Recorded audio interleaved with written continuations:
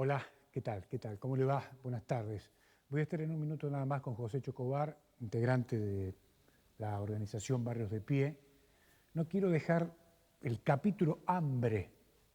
Me parece que no es un tema que hay que descuidarlo, ni pasarlo a un segundo plano, ni subestimarlo.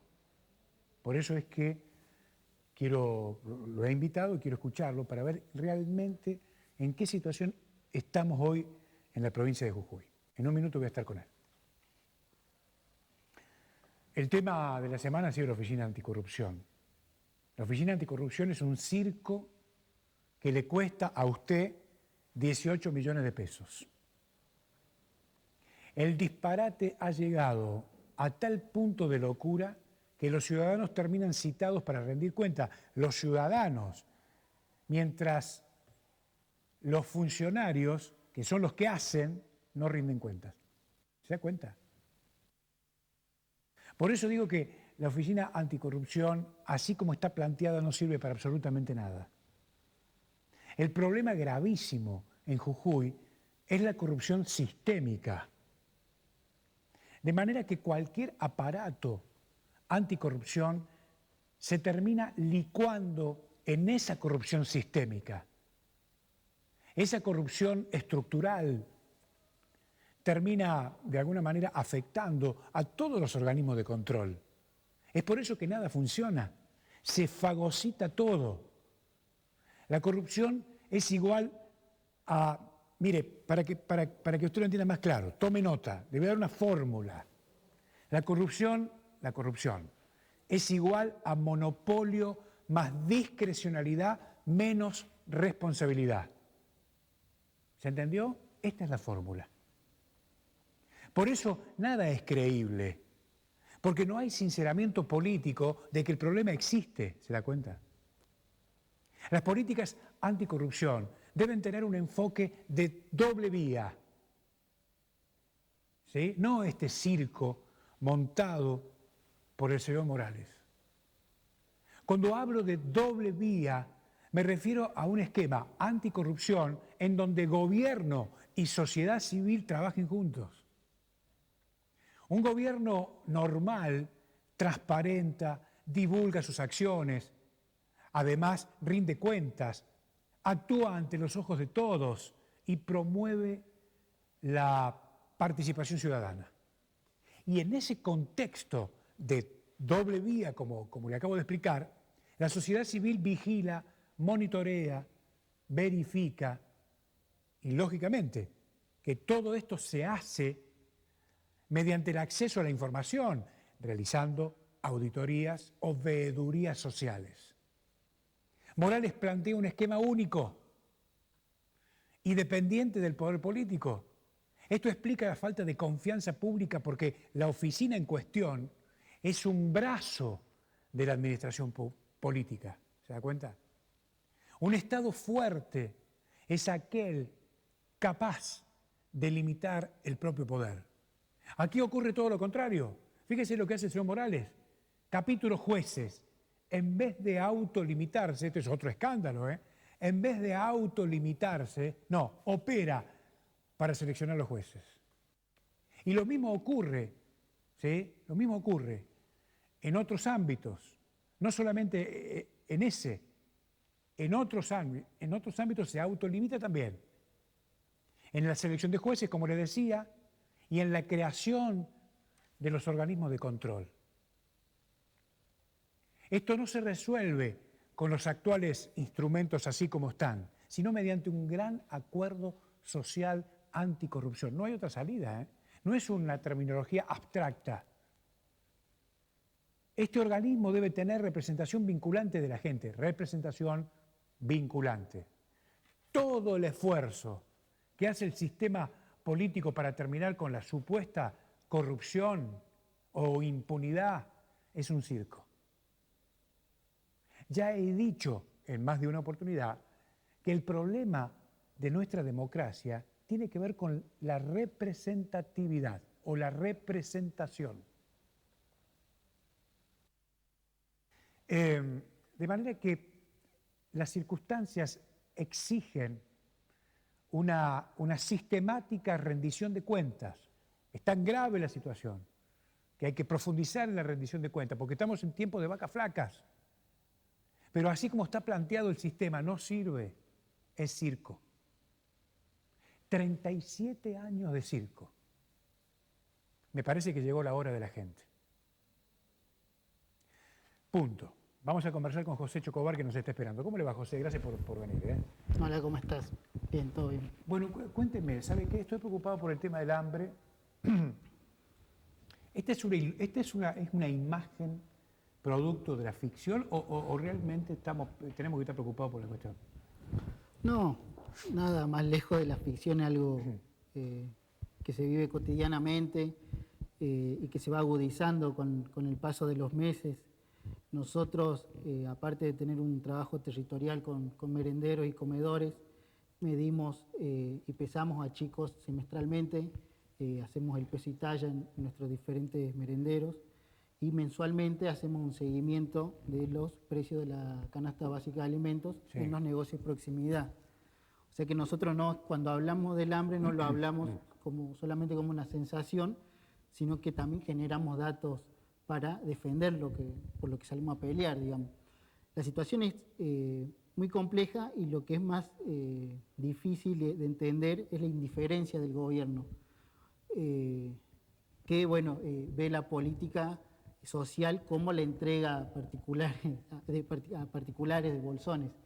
No genera políticas sociales donde se puedan contemplar diferentes actores de la sociedad y donde realmente sean recursos bien utilizados y efectivos para cubrir el hambre. Se siguen priorizando intereses políticos en medio de una pandemia y una crisis inédita desde el punto de vista económico y social, o es un problema de que no les da la cabeza para diseñar una política social que promueva la justicia, de alguna manera, para que todos reciban lo que les corresponde. Hay dos planos para analizar el tema. Sí, me parece que es un poco de todo. La soberbia del gobierno en plantear un programa como la Asistis Reactiva, como la respuesta a una emergencia alimentaria. Cuando nosotros esto llevamos a la iglesia, donde pudimos tener una reunión con el obispo hace un año más o menos, en donde le manifestábamos la situación, el gobierno salió a acusarnos de chantajistas, y ahí es donde salió a defender un plan que es un fracaso como la Asistis Reactiva. Nos parece a nosotros que está bien, digamos, que una primera línea de gobierno, de funcionarios, defienda políticas fracasadas, porque obviamente ellos viven con otra realidad, tienen sueldos que le garantizan bienestar, pero la mayoría de la sociedad y sus mismos la misma gente que trabaja para ellos no llega a fin de mes. El problema, digamos, cómo abordar ese problema.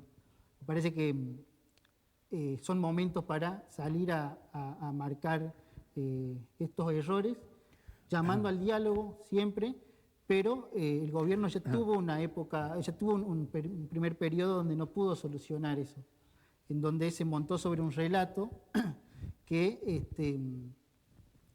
al poco tiempo se le cayó la careta, digamos, de que iba a ser un cambio en la matriz productiva en la provincia, o que eran una renovación política o de políticas. Mostraron eso, un fracaso como dirigentes políticos, digamos. Eso. Ahora, ¿usted no cree que toda esta receta que usted me hace el relato, me parece que por la magnitud de la crisis habla de una mediocridad realmente muy, muy preocupante, no están a la altura de las circunstancias, me parece a mí? Sí, el gobierno... Es decir, la foto de Morales al frente de una bolsa con 4 cosas, usted que es un dirigente social está conviviendo permanentemente con la necesidad de la gente, la foto de Morales con una bolsa con 4 cosas, ¿resuelve los problemas de la gente? No, es un acto de provocación, como un acto de provocación la indiferencia. ¿Pero esto se lo dice la gente, José, a usted? Sí, la gente... ¿Cómo le cae a la gente? Venga un señor con 4 bolsas, 4 cosas que no alcanzan ni para 2 días. Eso, digamos, es un acto de provocación. Me parece que el gobierno está tensando la soga y es peligroso eso. Los sectores humildes no nos vamos a quedar en nuestras casas, no vamos a estar tranquilos transitando una pandemia mientras el hambre se va extendiendo.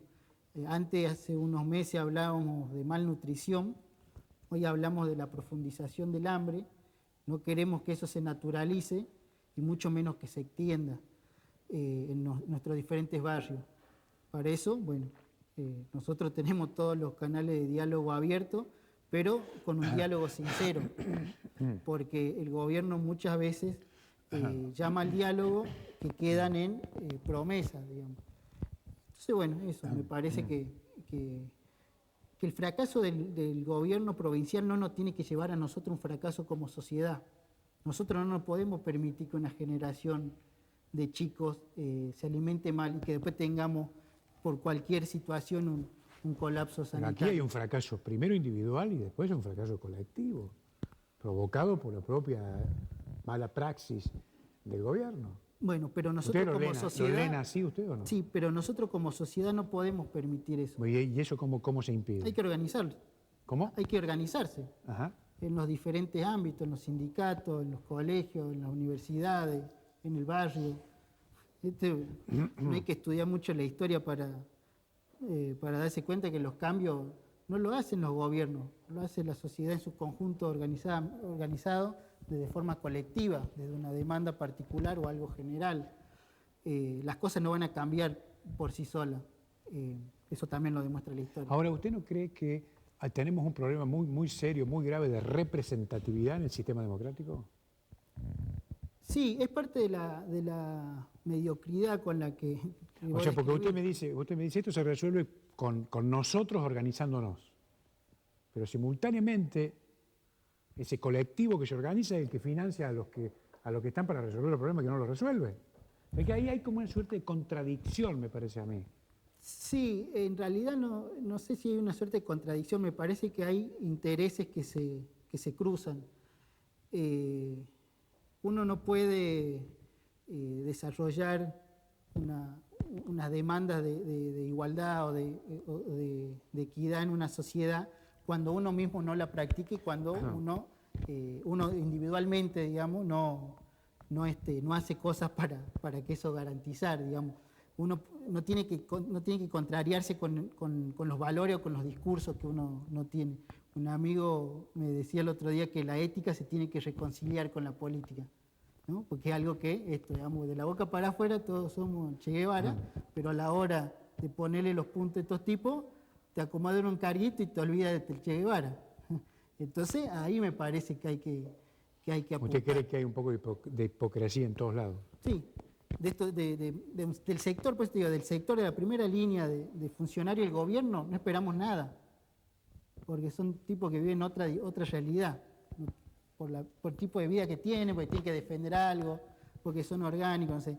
Pero de la segunda línea para abajo, son gente pobre, pero José, no llegan a fin de mes. Pero perdóneme, José, la gente cuando vota, no vota para que un señor sea orgánico. En todo caso, si hablamos de organicidad, debe ser orgánico con quien lo llevó al poder. ¿O no? Sí. Bueno, esto es lo que digo yo le planteo. Si ustedes no lo discuten, o si no, usted no está de acuerdo con que hay un problema serio de representatividad en el sistema. La gente como usted, como sus colegas, deberían tener un instrumento de representación vinculante en el sistema. Sí, el problema es que son varios. Si no estamos discutiendo lo mismo desde hace 30 y 50 años. Sí, el problema es también hay o sea, la realidad es tan compleja esto, digamos, que nosotros tenemos que resolver lo urgente, pero planificar las soluciones de las cosas importantes. Y en el hacer, me parece que vamos dejando muchas cosas naturalizadas, digamos, de lado. La representatividad se tiene que hacer, se tiene que dejar la mezquindad de lado y después entender que el sistema político de partidos mayoritarios como el radicalismo, el peronismo, tocaron techo. Acá es diputado nacional un tipo que nunca hizo política, como Ferreira. Eso marca el dato de que acá la gente no vota partidos, vota personas. Obviamente lo montá desde la honestidad, de donde sea. Pero hay tipos que han hecho política en 30 años y no han resuelto nada. No, bueno, eso en carrera tienen... ¿Cómo hacemos? Por eso, esos tipos hacen carrera, de eso siempre va a haber, ¿no? Más o menos va a haber. Lo que nosotros tenemos que generar es otra cosa. No, el problema acá no es biológico, no es de edad. O sea, no es que viene un changuito de 25 años y viene con otra idea o viene... No, hay cosas que hay que modificarlas desde la matriz y entender que los gobiernos tienen que ser coaliciones mucho más amplias que un partido o que una persona. Si nosotros no entendemos eso, caemos en el error de este gobierno, que es desde un centralismo, ¿no es cierto? Que se deciden las cosas, se cometen errores básicos. Yo me acuerdo cuando en marzo hablábamos, decíamos que había que en esta situación teníamos que tener políticas que sean quirúrgicas, que no nos podíamos equivocar en nada, porque no es que acá nos llueven los recursos, no había que equivocarse en nada. El gobierno se equivocó. Tenemos supuestamente 10 muertos por día, tenemos más de 400 casos. En una provincia que no llega a 1.000.000 de habitantes, en una ciudad que no llega a los 400.000 habitantes. Sí, algo se hizo mal. Todo se hizo mal. Pésimo. José, me quedan poquitos minutos. Cuénteme, ¿qué es lo que realmente puede atenuar el malestar que siente la gente ahora por falta de comida? Que haya una respuesta de políticas sociales efectivas y constantes, que se sostengan en el tiempo. Y que, bueno, esto, digamos, que el gobierno deje de querer que nosotros entendamos que porque somos pobres tenemos que comer mierda. Nosotros no nos vamos a resignar. ¿Usted cree que Morales cree eso? Nosotros no nos vamos a resignar. ¿Pero usted está convencido que Morales cree Las eso? Las políticas que desarrollan son encaminadas a eso. Las actitudes que toma hacia nuestra organización y otras organizaciones hermanas son la muestra de eso. Nosotros no vamos a dejar que se extienda el hambre o que se naturalice el hambre en esta provincia. ¿Usted siente que, con esto ya terminamos, José, ¿usted siente que la gente está perdiendo la paciencia? ¿Cuál es la sensación esta hora en los barrios? La gente le está perdiendo el miedo a salir. A salir. Que antes a nosotros notábamos mucho miedo a esto de salir a reclamar, aún teniendo los mismos problemas que tenemos ahora. La gente está perdiendo el miedo. Eso es un buen síntoma.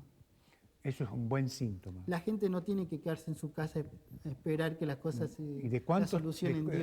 ¿A cuánto tiempo estamos de que finalmente eso se haga efectivo? ¿Estamos lejos o estamos cerca? Hay marcha todos los días. Marcharon ayer los del turismo, los enfermeros. Hay marcha todos los días. Sí. Es cuestión de unir todos esos sectores. Por eso digo, entonces la pregunta se la replanteo bien. La unificación del reclamo, ¿a cuánto estamos de ese escenario? Y yo creo que no hay mucho tiempo de que podamos sentarnos todos los sectores y confluir en una marcha provincial que realmente haga cambiar el rumbo de las políticas que está desarrollando el gobierno. Está muy bien. José, gracias por venir. Gracias a vos. Ha sido muy atento, muy amable. José Chocobar con nosotros, el tema del hambre. La paciencia que se termina, lo admiten los dirigentes sociales, y un gobierno que no encuentra el rumbo. Definitivamente. Chao, hasta mañana.